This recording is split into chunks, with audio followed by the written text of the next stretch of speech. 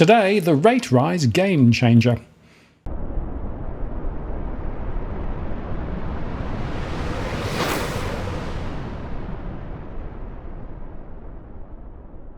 Hello again, it's Martin North from Digital Finance Analytics. I've noticed posts covering finance and property news with a distinctively Australian flavour.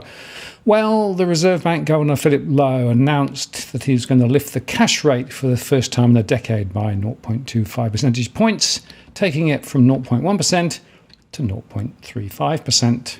In fact, most market economists thought the bank would raise rates, but they were divided as to whether the bank would start by a small lift from 0.1% to 0.25% or jump all the way to 0.5%. Some would say that the bank seemed to have similarly been torn and it came in somewhere between the two. In the press conference, the governor revealed the interest rate path that was used to arrive at the forecasts, and he noted that the cash rate profile was 1.5% to 1.75% by the end of 2022 and 2.5% by the end of 2023, which was most likely the base terminal rate. He also noted that the choice of 25 basis points was a return to, quote, business as usual, signalling that increments of 25 basis points might be considered the base case. Now, Westpac said they're not convinced that the next move will be 25 basis points because they think that the chances are will be 40 basis points. So they're now forecasting a cash rate move of 40 basis points next time to move up towards the next hurdle. So this, they say, is important to underscore that the board is serious about the challenge and that they are willing to accelerate the unwinding of the emergency measures that saw 65 basis points of rate cuts in 2020. The hike comes despite the bank's previous statements that it was keen to wait until the latest data on wages, which was due out in a fortnight, just before the election.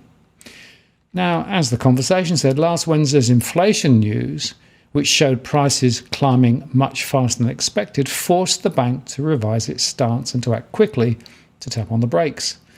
With the so-called trim mean inflation, which is the RBA's preferred measure of underlying inflation, jumping to 3.7% in the March quarter, the bank's goal of having underlying inflation back in its target band has been fulfilled. Indeed, it's now just above the target band.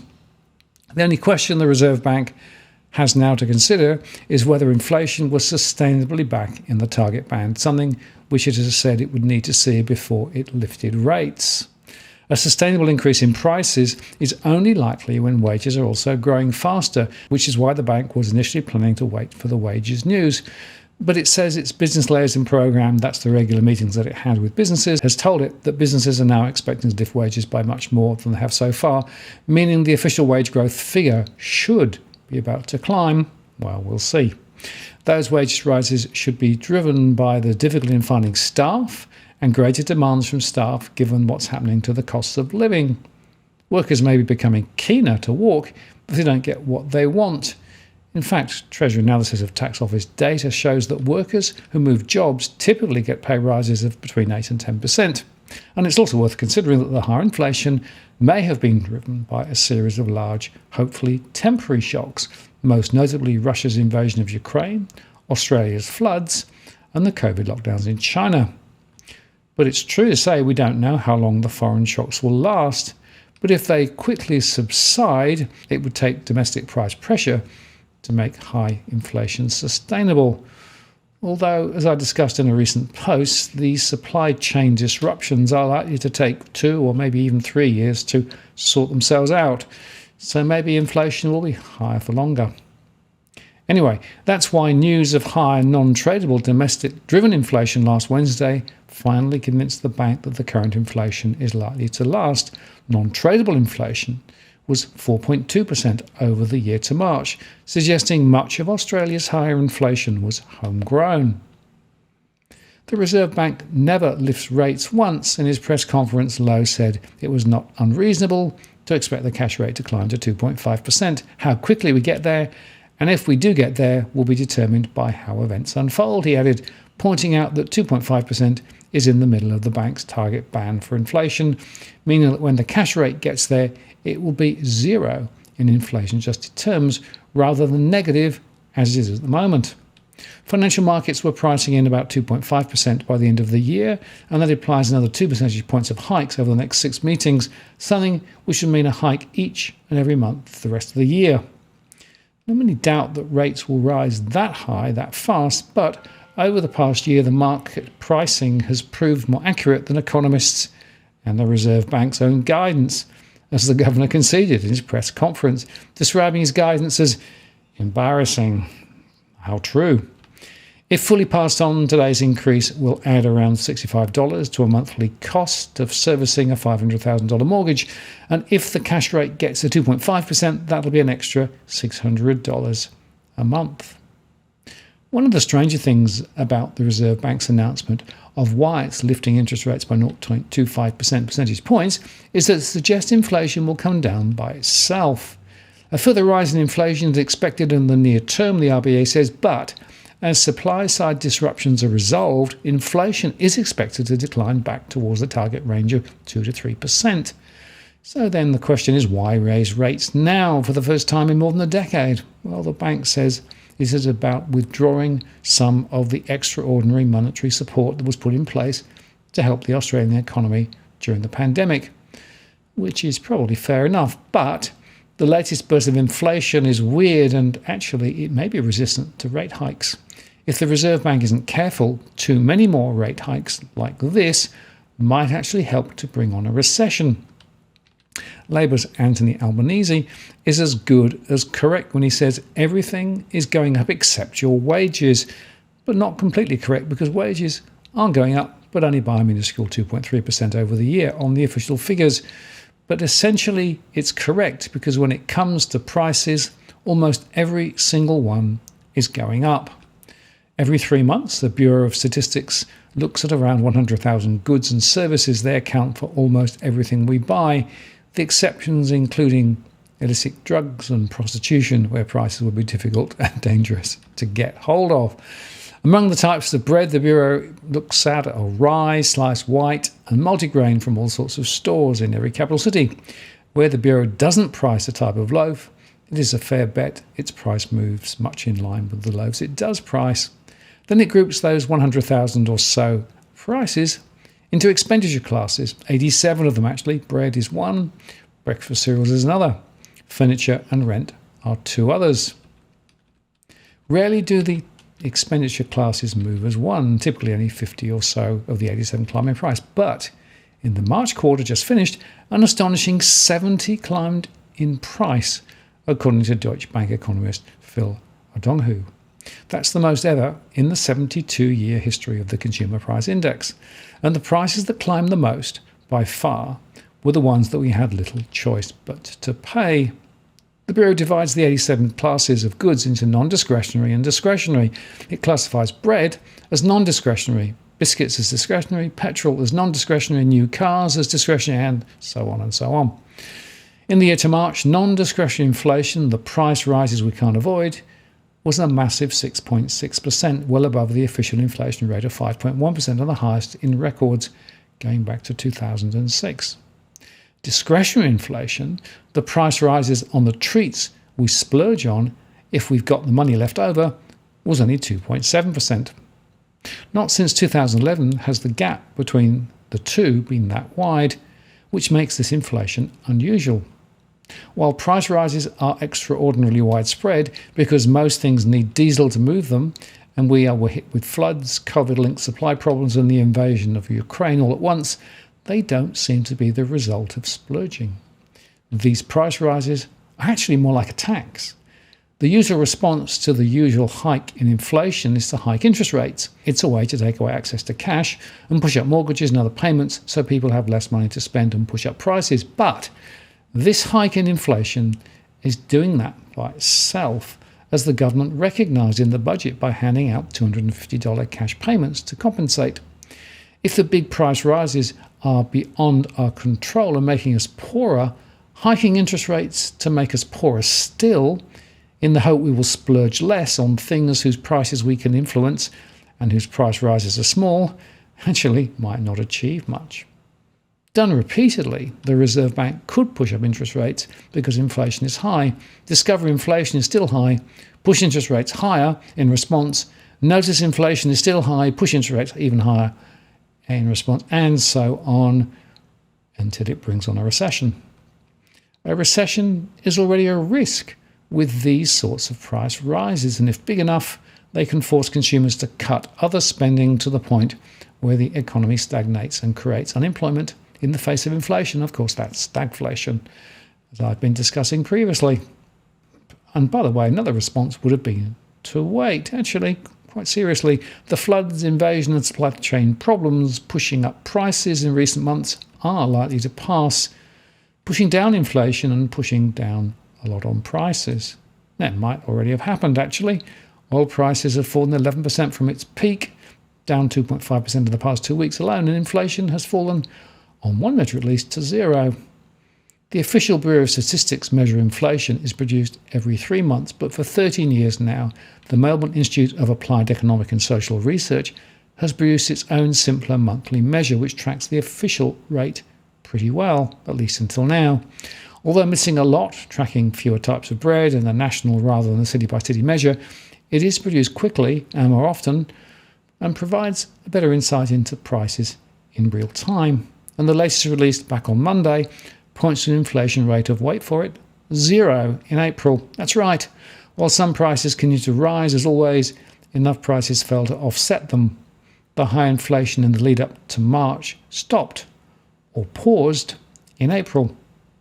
Now, it is different in the United States. Their inflation is being supercharged by wages growth, which is averaging 9%, and the Federal Reserve is about to lift interest rates aggressively. Watch this space. But here, wages growth in the year to December was just around 2.3%, and we'll get the figures for the year to March in a fortnight.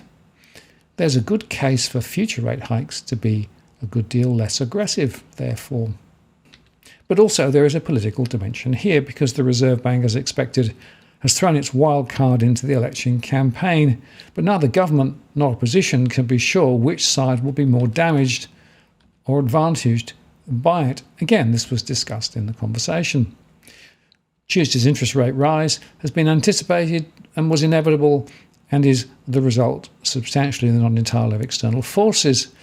As to its timing, given the recent big inflation spike, the bank could not credibly have held off for another month.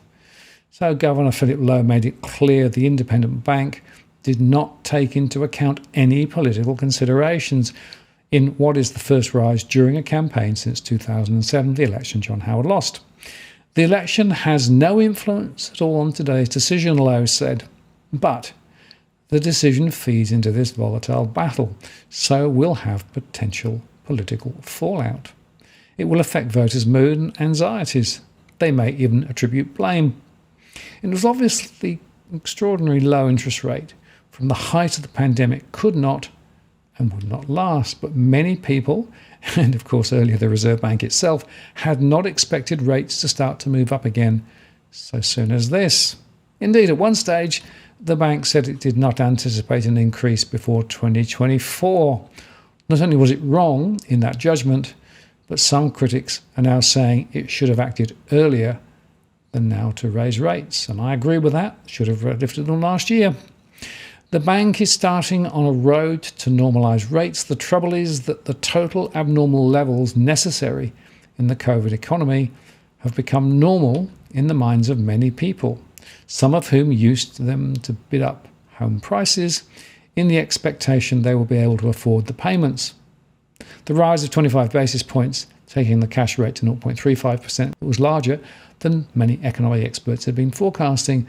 But it is not just one rise that will have an impact on voters' calculations. Lowe made it plain that more will follow, indicating that official rates will probably reach 2.5% at some time in the future.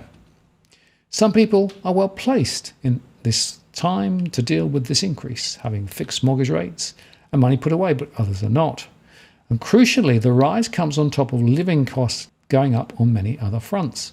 This will make it difficult for many people to cope. Some, even if not overstretched immediately, will be anxious about how they will be placed in the future, such as when the fixed rate on their mortgage ends. The Essential poll, released on Tuesday, showed cost of living at the top of issues important to people. when it comes to voting at this year's federal election. 47% said it was very important and 32% said it was important. Significantly, when people were asked which party they trusted more to manage various issues on cost of living, 40% said Labour, 30% said the Coalition, and 30% saw no difference between the two. That result is bad for the government. It suggests that while polls usually give the Coalition the edge on economic management, when the economy issue gets down to the nitty-gritty of household budgets, the government's advantage may evaporate. Morrison is also hoisted on his own petard. On Monday, when asked whether a rate rise would hurt the Coalition, the PM said, "It's not about what it means for politics. I mean, sometimes you guys always see things through a totally political lens." But of course, Morrison mostly puts a political frame around economic data, extracting as much credit as possible when it's good. So it would not be surprising if he cops a political backlash for something basically out of his control. Morrison argued on Tuesday the government had provided a shield for Australians in the budget against the cost of living pressures, just as it had provided them with an economic shield during the pandemic. And by the way, the government on Tuesday quickly announced that if re-elected, it would freeze for 2 years the deeming rate used to determine the income earned by pensioners and beneficiaries from financial assets to ensure payments are not reduced as earnings increase from deposit accounts held by Social Security recipients. The PM described this as another shield. But Morrison's basic pitch is that the rate rise reinforces the case for this not being a time for voters to risk switching to an alternative without an economic plan and an opposition leader who couldn't remember some basic statistics. The government will ramp up its "don't risk it" warnings even further in coming days. Negative messages are powerful in elections, but whether Morrison himself, viewed so negatively by voters, can drive this one home is, well, another matter. So the bottom line is this: rate rises are ahead, probably more than we think at the moment and probably quicker than we think. And the political fallout is significant, but also uncertain. And I think this is probably not going to change, but it does make the upcoming election pretty interesting. Now, if you're buying your home in Sydney's contentious market, you don't need to stand alone. This is the time you need to have Edwin Almeida from Ribbon Property Consultants standing alongside you. Buying a property is both challenging and adversarial. The vendor has a professional on their side. Emotions run high, price discovery and price transparency are hard to find, and then there's the wasted time and financial investments that you make. Edwin understands your needs, so why not engage a licensed professional to stand alongside you? With RPC, you know you have experience, knowledge, and master negotiators looking after your best interests. So shoot Ribbon an email at info@ribbonproperty.com.au, and if you use the promo code DFAWTW/Martin, you can get a 10% discount offer. I'm Martin North from Digital Finance Analytics. Many thanks for watching, and I'll see you again next time.